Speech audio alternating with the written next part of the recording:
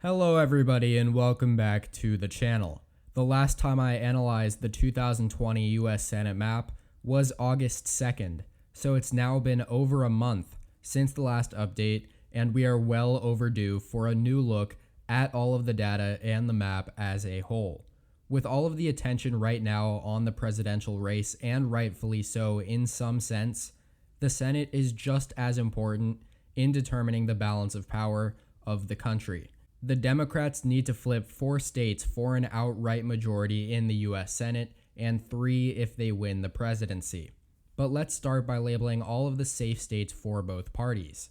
Oregon, Illinois, Massachusetts, where Ed Markey just survived his primary challenge a few days ago, Rhode Island, New Jersey, and Delaware are the states where the Democratic candidate will cruise in the general election this November.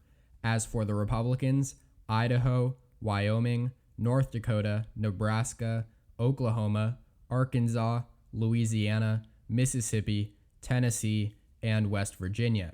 Those make up all of these safe states for Republican candidates, which leaves them with 40 seats to the Democrats' 41. Remember, holding 51 seats is an outright majority, and if there's a 50-50 split, it comes down to the party of the vice president who ends up breaking the tie. Now let's get on to the batch of the slightly more competitive states. On the Democrat side, New Mexico, Minnesota, Virginia, and New Hampshire are all likely blue states. Tina Smith of Minnesota, Mark Warner of Virginia, and Jeanne Shaheen of New Hampshire are all popular incumbents that lead by hefty margins in polling.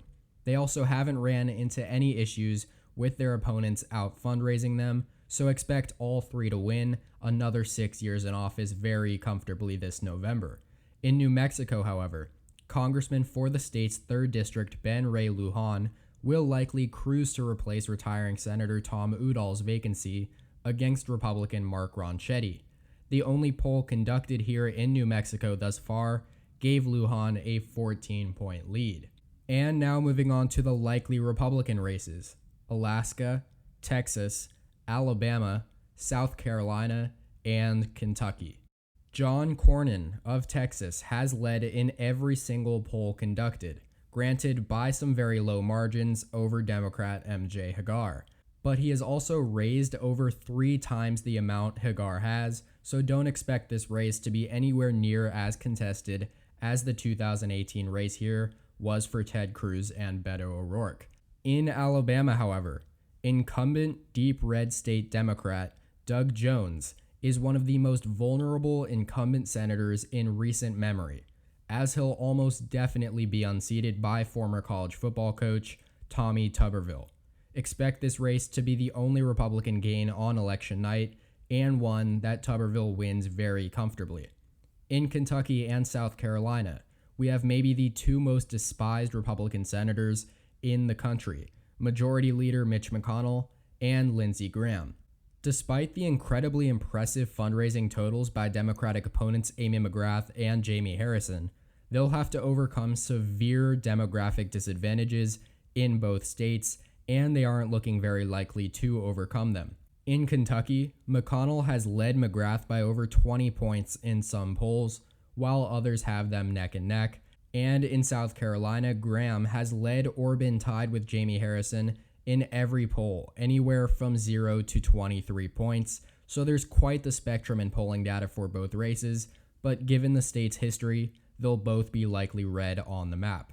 And looking at the updated balance of power, Democrats and Republicans are tied at 45 seats apiece as we transition into the real competitive races across the country. The states that are lean blue feature Arizona, Colorado, and Michigan.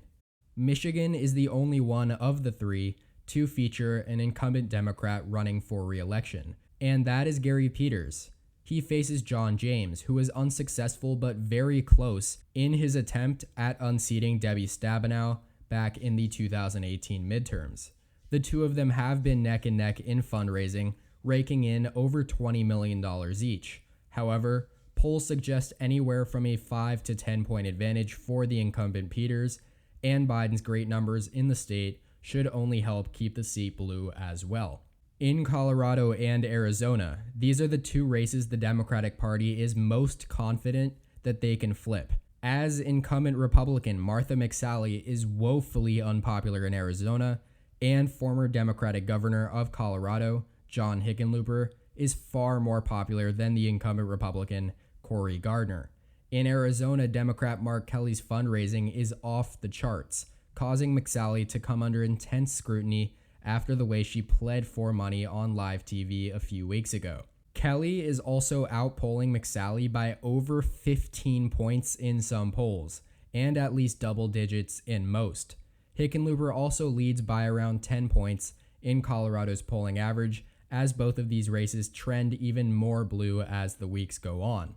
Now on to the states that are lean Republican: Kansas and both of Georgia's Senate races, the regular and special. In Kansas, the Republican Party avoided a real scare in Chris Kobach becoming the nominee, and instead they have Congressman Roger Marshall taking on State Senator Barbara Boyle. Boyle consistently topped Kobach in polls due to his critical unpopularity, but Marshall seems to be set up for a much better race, as he has led in every poll head-to-head against her in pre- and post-primary polls. Not to mention that it being a presidential election year means Marshall will get a kick from Kansas's Republican nature and Trump being on the ballot. Georgia, on the other hand, is quite possibly the state to watch this November, with 3 important races on the ballot. Biden and Trump are involved in a toss-up at the presidential level as things stand right now, while the inclusion of the special Senate race at the Senate level adds even more suspense. In the regular Senate election, incumbent David Perdue takes on Democrat Jon Ossoff. Perdue is out fundraising Ossoff 2-1 at this point in time and has led in a majority of polls. Clearly, Ossoff has a shot though, with him leading in a few polls you see here.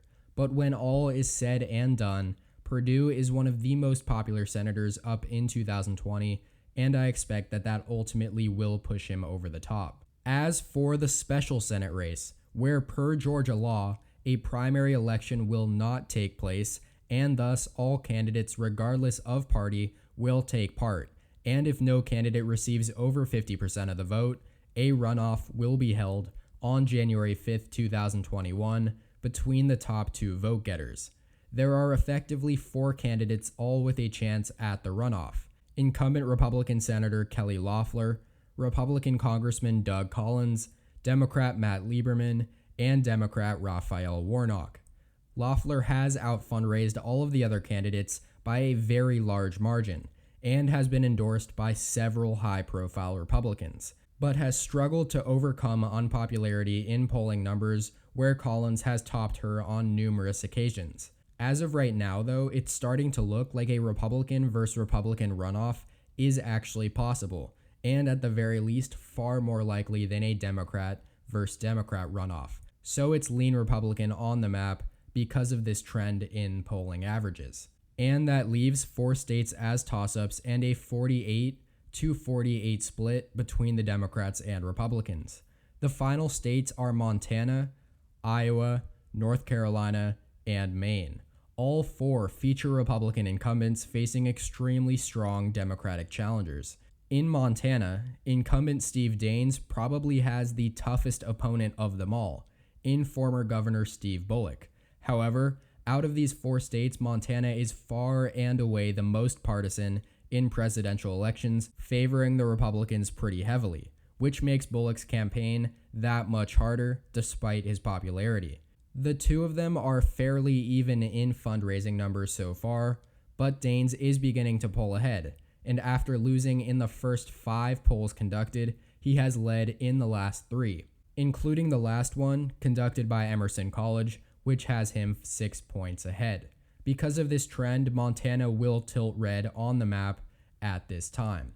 In Iowa, incumbent Joni Ernst is out fundraising her Democratic opponent Teresa Greenfield, but Greenfield has led in 8 of the last 11 polls.